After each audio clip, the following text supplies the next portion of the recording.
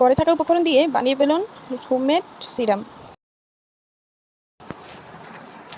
প্রথমে আমাদের যা লাগবে অ্যালোভেরা জেল 1.5 চামচ, আপনারা পরিমাণ মতো দিবেন। তারপর গ্লিসারিন 1 চামচ, অ্যালোভেরা থেকে অর্ধেক দিতে হবে গ্লিসারিন। আমার এখানে পুরোপুরি 1 চামচ হয়নি, তাই আমি আবার এক্সট্রা দিচ্ছি। মনে রাখবেন অ্যালোভেরা জেলের কিন্তু অর্ধেক দিতে হবে গ্লিসারিন। তারপর রোজ ওয়াটার দিব 2 চামচ। এই 3টা মিক্সিং ভালো করে মিক্স করে ভিজিয়ে রাখা চালের পানি অ্যাড করব।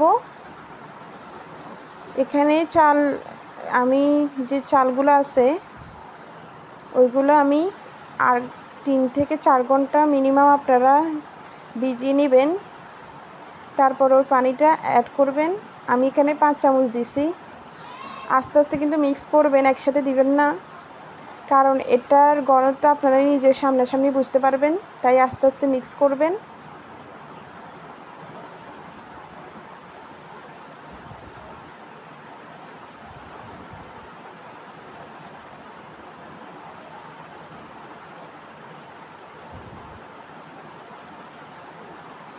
এই সিরামের কার্যকারিতা আপনাকে বলে বোঝাতে পারবো না। এই সিরামটা খুবই ইফেক্টিভ, আমি অনেকবার ট্রাই করেছি, আমি এখনও রেগুলার লাগাই।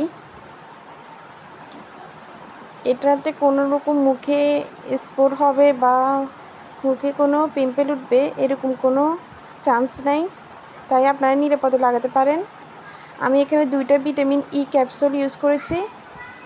ভিটামিন ই ক্যাপসুল কিন্তু খুবই কার্যকরী দেয়।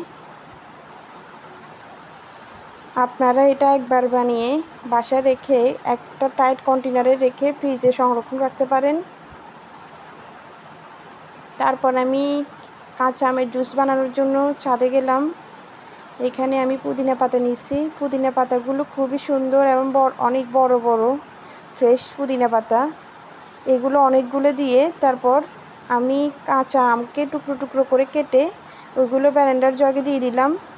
এখানে আমি 1/2 কাপ দিছি কাঁচা আম টুকরো। আপনারা যত বেশি বানাবেন ততটুকু দিবেন।